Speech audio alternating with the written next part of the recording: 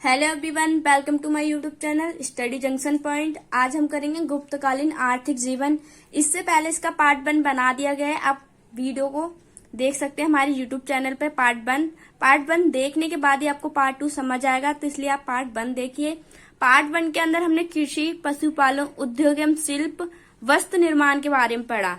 अब गुप्तकालीन आर्थिक जीवन के अंदर हम आगे के जो पार्ट है, आगे के जो टॉपिक्स हैं उनके बारे में जानेंगे कि गुप्तकालीन जीवन कैसा चल रहा था। कृषि, पशुपालन, उद्योग ये तो बहुत अच्छा चल ही रहा था। इसके अलावा व्यापार कैसा था वो जानेंगे। पहले देखो, श्रेणी संगठन है। शिल्पी तथा व्यापारी संगठन थे। शिल्पी तथा व्यापारी संगठन थे और उन्होंने अपने संघ बना रखे थे कि गुप्त काल में शिल्पी और व्यापारी संगठन थे जिन्होंने अपने अपने संघ बना रखे थे। इन संघों को श्रेणी, निगम, गण कहा जाता था। याद रखेंगे, जिन्होंने जो अपने संघ बनाए थे उन्हें श्रेणी, निगम या गण कहा जाता था गुप्त काल में। अपने व्यवसाय के संचालन के लिए उनके अपने नियम और कोष थे। अपने व्यवसाय को अपने व्यापार को कैसे चलाना है उसके उनके पास अपने नियम थे, अपने पास अपना कोष था, मतलब अपने पैसे थे, अपने नियम बना रखे थे। अपने जैसे श्रेणी है और जैसे शिल्पी और व्यापार, इन दोनों के अपने नियम थे और इनके अपने अपने कोष थे। वे आधुनिक बैंक का काम भी करते थे। ये श्रेणी जो थी वो आधुनिक बैंक का काम भी करते थे।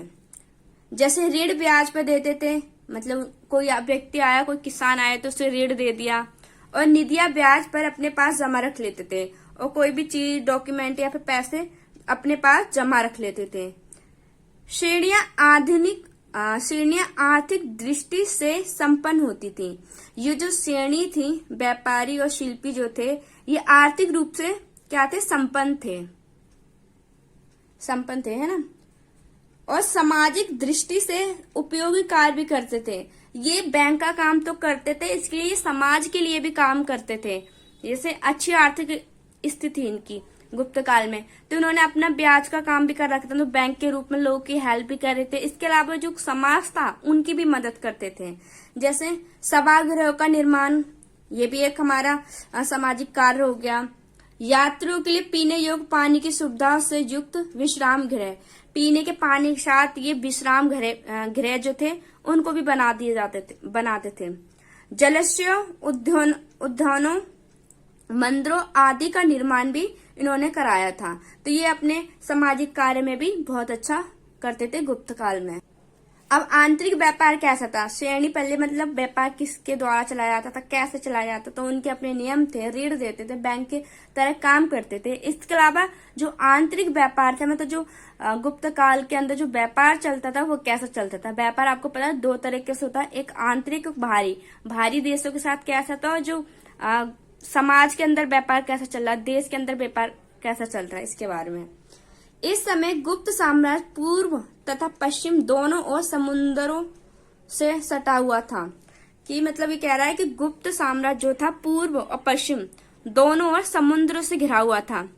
स्थल और जल व्यापार दोनों जोर शोर से चल रहे थे। स्थल और जल व्यापार मतलब जो पानी के द्वारा जो व्यापार किया जाता है वो वाला, और जो नॉर्मल सड़कों के द्वारा जो व्यापार किया जाता है वो बहुत अच्छा चल रहा था गुप्त काल में। आंतरिक व्यापार सड़कों और नदियों के द्वारा किया जाता था। जो आंतरिक व्यापार था गुप्त काल में सड़कों और नदियों के द्वारा किया जाता था, और ज्यादा दूर का था तो वो अपने जल मार्ग द्वारा किया जाता था। गुप्त काल में दीर्घ राजनीतिक स्थिरता एवं शांति की स्थिति ने गुप्तकालीन नरेशों द्वारा भरपूर मात्रा में प्रचलित स्वर्ण एवं रजत मुद्राओं ने व्यापार के विकास में बहुत सहयोग दिया। मतलब गुप्त काल में काफी शांति थी, जो शासक थे वो बहुत अच्छे थे, शांति प्रिय थे। इसलिए जब गुप्त काल में जो आर्थिक जीवन था वो काफी अच्छा चल रहा था। ज्यादा युद्ध वगैरह नहीं होगा, तो क्या होगा कि जो कोष होता है, मतलब जो धन होगा वो राज्य के पास होगा, तो राज्य क्या करेगा, उसको लोगों की मदद करने, व्यापार चलाने, इन सब में लगा पाएगा, व्यापार के उसके युद्ध के अलावा, है ना। आंतरिक व्यापार में दैनिक उपयोग की लगभग सभी वस्तुएं शामिल थी। आंतरिक व्यापार में दैनिक उपयोग की लगभग सभी वस्तुओं जो भी यूज किया जाता था गुप्त काल में, जो भी सामान जिसे भी लोगों को चाहिए होता था, वो हमें गुप्त काल में दैनिक उपयोग की जो सभी वस्तुएं थी वो आसानी से बाजार में मिल जाती थी। जिन्होंने नगरों एवं ग्रामों के बाजार में बेचा जाता था। जो दैनिक उपयोग की जो भी वस्तु थी वो हमें नगरों और ग्राम की जो बाजार थे, जो मार्केट थी, उनमें आसानी से गुप्त काल में मिल जाता था।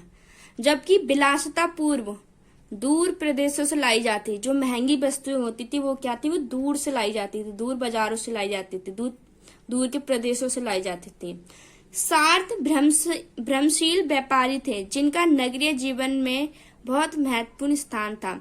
यह भी एक व्यापारी संगठन था जो नगरीय जीवन था उसमें महत्वपूर्ण स्थान रखते थे। नारद एवं बृहस्पति की स्मृतियों में क्रेता और विक्रेताओं के समान हितों की रक्षा के लिए नियम विनियम मिलते हैं। नारद और बृहस्पति की जो स्मृतियां हैं उनमें क्रेता मतलब बेचने और खरीदने का जो भी नियम था वो हमें उसमें मिलता है कि गुप्त काल में किस तरीके के नियम बनाए गए थे, कोई भी चीज बेचनी है या फिर जो खरीदनी है। आंतरिक व्यापार हो गया। अब हम विदेशी व्यापार, जो बाहर के साथ कैसे व्यापार था उसके बारे में पढ़ेंगे। भारतीय बंदरगाहों का बाहर के अनेक देशों से स्थायी समुद्रिक संबंध बना हुआ था। जो बाहर के विदेशी व्यापार थे, जो बाहर से विदेशों से जो व्यापार होता था उसका संबंध कैसा था, समुद्र के द्वारा होता था। वो ये देश थे चीन, श्रीलंका, फारस, अरब, इथोपिया साम्राज्य तथा हिंद महासागर के द्वीप थे। गुप्त काल में जो व्यापार किया जाता था विदेश से, उनमें थे अपने चीन, श्रीलंका, फारस, अरब, इथोपिया साम्राज्य, हिंद महासागर के द्वीप। आपको इसमें एक रोमन साम्राज्य मतलब बाइजेंट साम्राज्य जो था उसके बारे में भी बताया गया है। इसमें लिखा नहीं है मैंने, बट एक और इसमें शामिल है, वो है वेजेंटाइन साम्राज्य, रोमन साम्राज्य। गुप्त काल में चीन के साथ भारत के व्यापार में अत्यधिक वृद्धि हुई। जो गुप्त काल था उसमें चीन के साथ जो संबंध थे उससे क्या था, संबंध अच्छे थे, उससे क्या था, व्यापार अच्छा था। चीन का रेशम जो चीना सुंग के नाम से प्रसिद्ध था, चीन का रेशम था जो चीना सुंग के नाम से प्रसिद्ध था, भारत के बाजारों में अत्यधिक लोकप्रिय था। जो चीन का रेशम था वो भारत के बाजारों में बहुत ज्यादा उसकी डिमांड थी, बहुत ज्यादा लोकप्रिय था। रोमन साम्राज्य के पतन के बाद पश्चिम के साथ भारत के व्यापार में गिरावट आई। रोमन साम्राज्य जो था उसका पतन हो गया। जो रोमन साम्राज्य था उसके साथ जो भारत का व्यापार था, जब रोमन साम्राज्य पतन हो गया था तो जो था गुप्त काल का जो व्यापार था ना वो ना रुक गया था रोमन साम्राज्य के साथ। लेकिन बेजेंटाइन साम्राज्य की स्थापना के बाद फिर से व्यापार अच्छा हो गया। लेकिन जो बेजेंटाइन साम्राज्य था उसकी जो स्थापना हुई उसके साथ क्या हुआ, भारत के व्यापार अच्छा हो गया गुप्त काल में।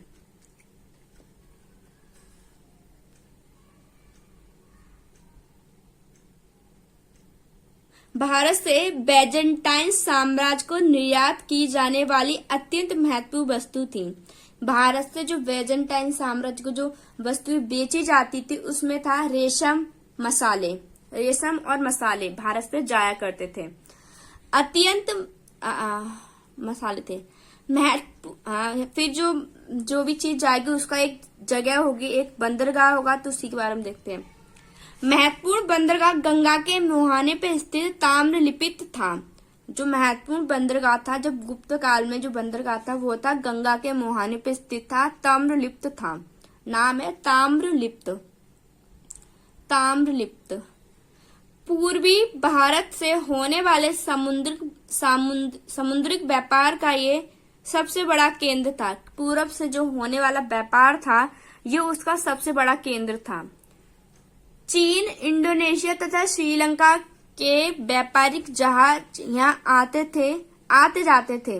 उसका उल्लेख रघुवंश एवं दशाकुमार चरित्र में मिलता है।